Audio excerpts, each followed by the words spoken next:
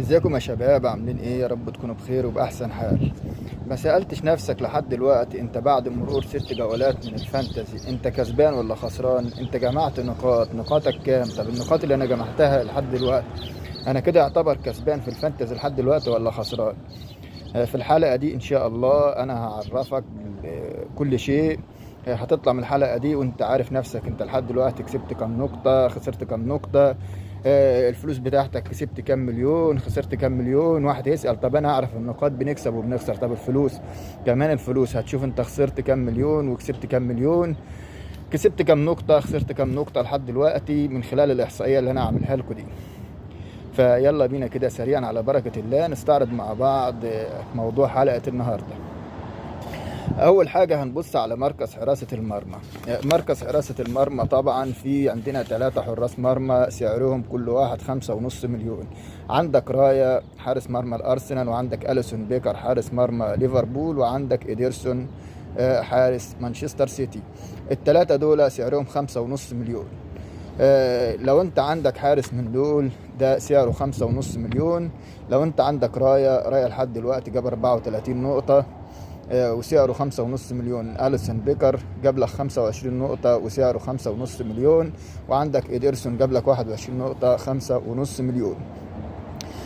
طيب أنا كده دفعت 5.5 مليون. طب هل في حارس لو أنا اشتريت حارس أقل من كده كان هيجيب نفس النقاط؟ تعال نشوف مع بعض.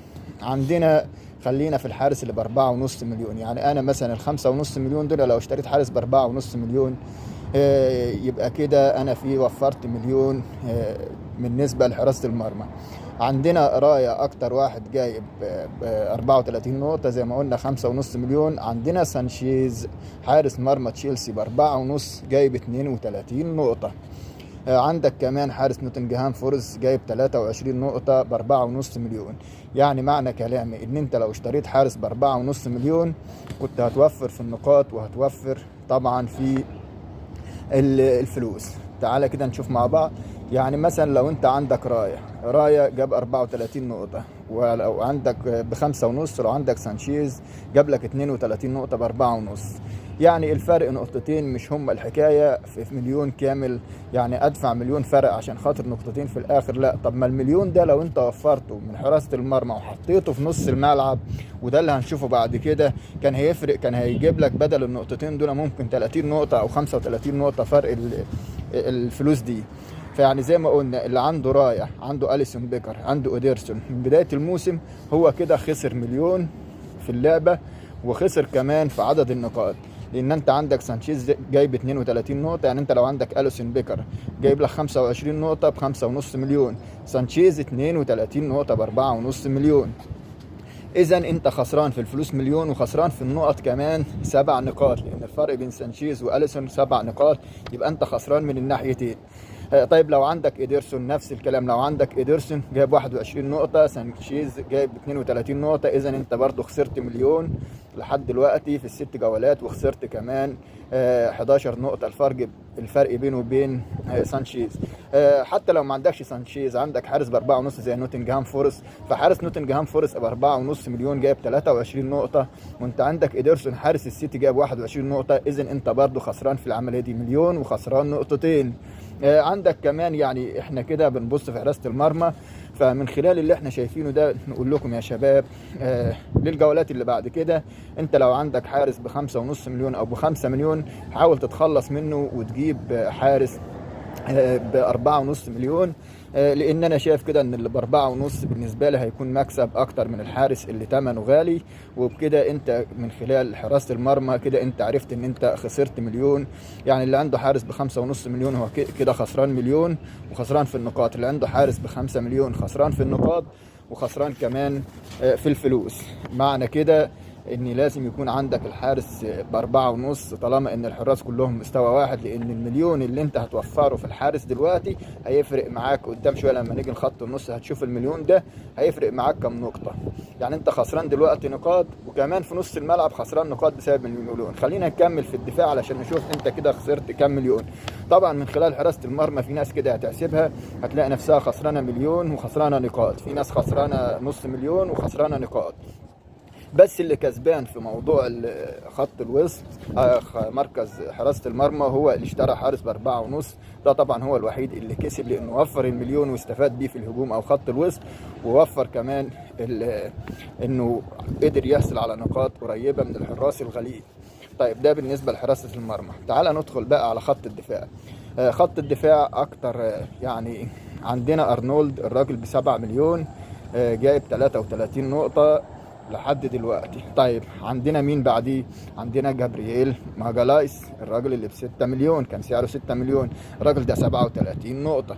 طيب معنى الكلام ده ايه؟ معنى الكلام ده ان انت لو دافع 7 مليون في ارنولد عشان يجيب لي 33 نقطة، طيب انا كنت دفعت 6 مليون في واحد زي جابرييل وجاب لي 37 نقطة، يبقى اللي عنده ارنولد وما عندوش جابرييل هو كده خسران كمان مليون وخسران كمان 4 نقاط. يبقى انت كده هناك خسرت مليون في حراسة المرمى، وديك كمان خسران مليون في خط الدفاع، يبقى كده 2 مليون. طيب انا لو عندي ارنولد ابو 33 نقطة، لو جبت واحد ب4.5 مليون مثلا زي مزراوي مدافع مانشستر، الراجل جايب 25 نقطة. طيب مليون وجايب 25 نقطة، وعندي زي ما قلنا 4.5 مليون وجايب 25 نقطة، احسن من ابو 7 مليون اللي جاب 33 نقطة. الفرق بينهم 8 نقاط لصالح اللي عنده ارنولد. لكن المليون يعني 7 مليون من 4.5، عندك 5، عندك 2 مليون ونص، يبقى انت كده عندك 2 مليون كمان ونص، وهناك مليون في حراسة المرمى، ده 3 مليون ونص. انت ال 3 مليون ونص دول لو حطيتهم في لاعب خط وسط، زي مثلا لو عندنا واحد كان ب7، كلنا اكيد عندنا لاعب ب7، سواء لويس دوياس، سواء مبويمو، سواء مثلا جوردن، سواء المهم عندنا لعيب ب7.5. لو احنا حطينا الفلوس اللي ب7 مليون او ب7.5 وال3 مليون اللي وفرناها من هناك حطيناها في واحد زي كول بالمر، طبعا كلنا كنا هنشتري بالمر. طبعا لو وفرنا ال3.5 مليون كان هيبقى معانا بالمر ما شاء الله لحد دلوقتي جايب 61 نقطة. يعني ال5 6 نقاط اللي انت خسرتهم في الدفاع او كنت هتخسرهم في الدفاع بسبب انك هتشتري لاعب اقل في الثمن، كنت اكيد هتكسب اضعاف اضعاف اضعاف منهم في اللاعب اللي كنت هتشتريه في خط الوسط او في الهجوم، وده اللي هنشوفه طبعا في الفتره اللي جايه. خلينا نكمل في الدفاع. طيب انا عندي كمان اللعيبه اللي هي بسعر 6 مليون، جابريل ماجالايسيس جايب 37 نقطه، فان دايك ب6 مليون جايب 28 نقطه، روبنسون لاعب ليفربول جايب 27 نقطه، بن وايت برضه 6 مليون جايب 21 نقطه، ساليبا 20 نقطه، جفارديول برضه 6 مليون جايب 22 نقطه. طيب انا عندي لعيبه جايبه 22 و20 نقطه 21 نقطه وسعرها 6 مليون، وعندي لعيبه زي مثلا مزراوي جايب 25 نقطه والراجل ب4.5. عندك روبنسون بتاع فولهام جايب 24 نقطه، يعني معدي ساليبا اللي ب6 مليون، ومعدي جفارديول اللي ب6 مليون، ومعدي بن وايت، وقريب جدا من روبنسون وفان دايك. يعني معنى كده ان انا مش لازم اصرف على خط يعني حراسة المرمى والدفاع فلوس كتير، لان انا كده لحد دلوقتي اقل شيء موفر 3.5 مليون. وانا شايف ان فرق النقاط بين اللعيب اللي ب4.5 واللعيبه اللي هي ب6 مليون او ب7 مليون مش نقاط كتير، يعني 3-4 نقاط. بالعكس ده في لعيبه ب4.5 مليون معديه طبعا، يعني لعيبه ب7 مليون وب6 مليون، في لعيبه ب5 مليون كمان زي دالوت جايب 39 نقطه. طبعا كانوتيه بتاع ليفربول جاب 31 نقطة والراجل ب5 مليون، يعني كانوتيه 31 نقطة ب5 مليون، أرنولد جاب 33 نقطة ب7 مليون، الفرق بينهم في السعر 2 مليون، والفرق بينهم في النقاط 2 بس، نقطتين لصالح أرنولد. لا ده النقطتين دول أنا لو حطيت الفرق ال 2 مليون في لعيب في خط الوسط زي موبويم الراجل اللي بيحرز هدف كل مباراة، أو سميث رول متألق، أو روجرز بتاع طبعا اللي احنا شايفينه كله، الراجل يعني عمل اسيستين ولحد دلوقتي بيلعب الراجل، يعني أحرز هدف. فطبعا يعني بصراحة أنا شايف إن اللي بيصرف في خط حراسة المرمى وخط الدفاع كده إحنا كلنا ماشيين غلط. لا أنت كده إحنا بنتكلم إن إحنا عندنا 3.5 مليون فرق في لعيبة، يعني لو جبنا لعيبة ب4.5 كانت هتجيب نفس النقاط وكمان كانت هتعدي النقاط دي، وفي نفس الوقت كنا هنوفر 3.5 مليون. ال3.5 دول صدقوني لما نوصل لحتة خط النص والهجوم هنشوف إن هم فارقين معاكم كتير جدا جدا جدا. طيب زي ما قلنا عندنا اللعيبه اللي ب4.5 مليون ما شاء الله معديه اللعيبه. يعني انا مثلا لو هختار فريق ب4.5 كان مزراوي من مانشستر راجل 25 نقطه، روبنسون 24 نقطه من فولهام، عندنا بتاع مدافع نوتنجهام فورست اينا جايب 22 نقطه، عندنا فيلتمان جايب 20 نقطه وب4.5 مليون، متساوي مع ساليبا اللي ب6 مليون برضو جايب 20 نقطه. اذا انا عندي اللعيبه اللي ب4.5 هي عامله تقريبا يعني نفس نقاط الناس اللي ب7 وب6 5.5. اذا ليه اروح اشتري لعيبه غاليه طالما ان انا قادر اشتري لعيبه تعدل من مستواي؟ يبقى في الحاله دي يا شباب عليكم ان انتوا تغيروا من فكركم في حراسه المرمى وفي الدفاع. حاولوا بالكامل تنهوا اللعيبه اللي جايبه اللي ب6 مليون وب7 مليون وب5.5، حتى اللي ب5 برضه حاول تلغيه وتعتمد على اللعيبه اللي ب4.5 مليون، طالما ان اللعيبه اللي ب4.5 مليون متساويه بنفس عدد النقاط مع اللعيبه اللي ب7 مليون وب6 مليون. طيب حاليا بقى هنخش على حته خط النص، ودي اهم حاجه.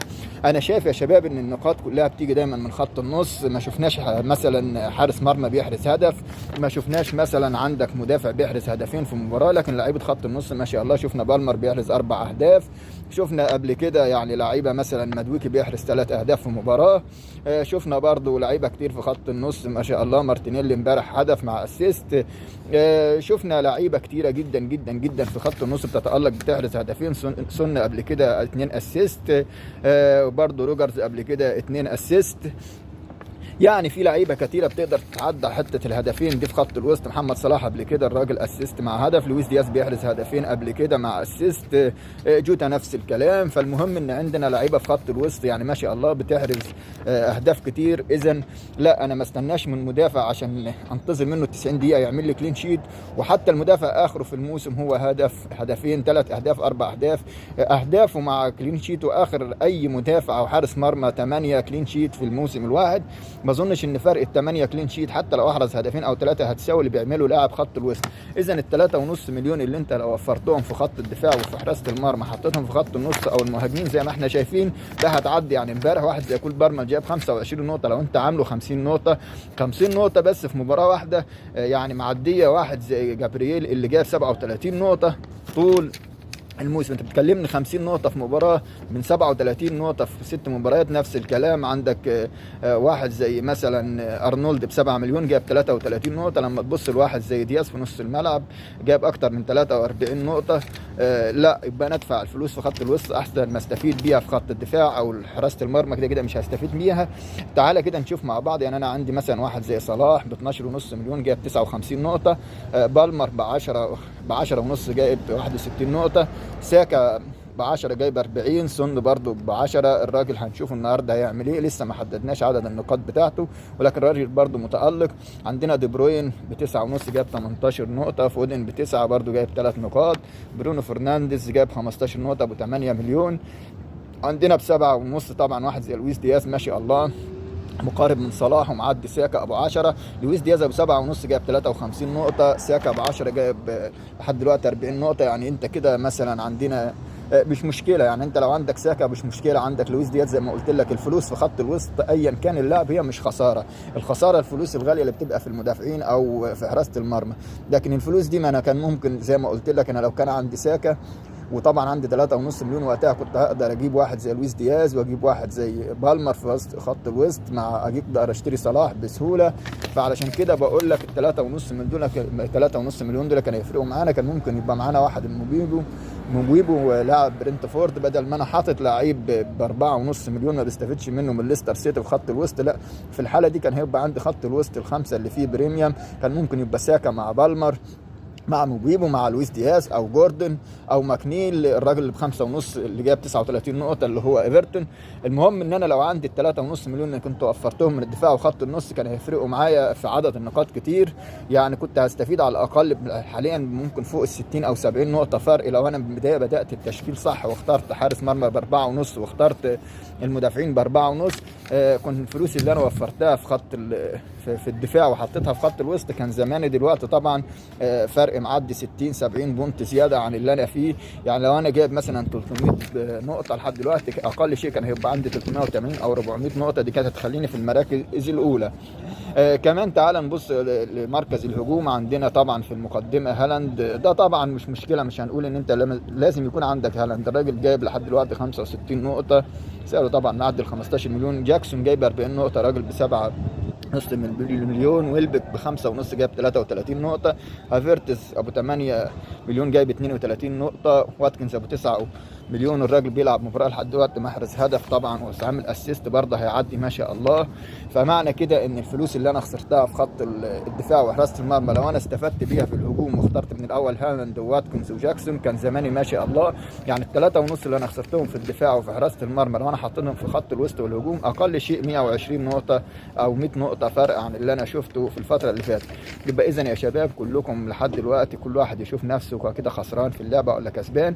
انا واحد من الناس خسران في اللعبة لان بدات بحارس ب5 مليون وجايب اقل من الحراس اللي ب4.5 مليون. بدات برضه في جفارديول ب6 مليون وبيدرو جورو ب5.5 مليون. كنت ممكن وفرت من وراهم 2.5 مليون او 3 مليون. يعني انت بتتكلم اقل شيء 4.5 5 مليون لو هتوفرها من المدافعين وحراسه المرمى. اقل شيء 5 مليون في الدفاع، لان احنا كلنا برضو صارفين على الدفاع وصارفين على حراسه المرمى. لكن بصراحه المصاريف دي اللي احنا صارفينها على الدفاع وحراسه المرمى احنا مش مستفيدين منها حاجه، بالعكس احنا كده خسرانين من ورا اللعبه. عشان كده بنصحكم يا شباب ان انتوا تحاولوا تغيروا التكتيك بتاعكم وتحاولوا تعتمدوا على الحراسه ب4.5 مليون وعلى المدافعين ب4.5 مليون طالما ان الحسبه واحده في الاخر، علشان تستفيدوا في فرق الملايين دي تحطها في خط النص والهجوم. لان انا شايف طبعا لعيبه خط النص ولاعيبه الهجوم الموسم ده ما شاء الله بتقدر تحرز اغلب المباريات هدفين و3 اهداف واسيستات واهداف كتيره. فحرام نصرف فلوسنا في الدفاع ونسيب النقاط الكتيره اللي بتضيع مننا في خط النص وفي الهجوم. فيا شباب عدلوا تشكيلتكم من جديده، لان على ما اظن ان اي واحد هيحسب الحسبه دي هيلاقي نفسه خسران في النهايه. والسلام عليكم ورحمه الله وبركاته.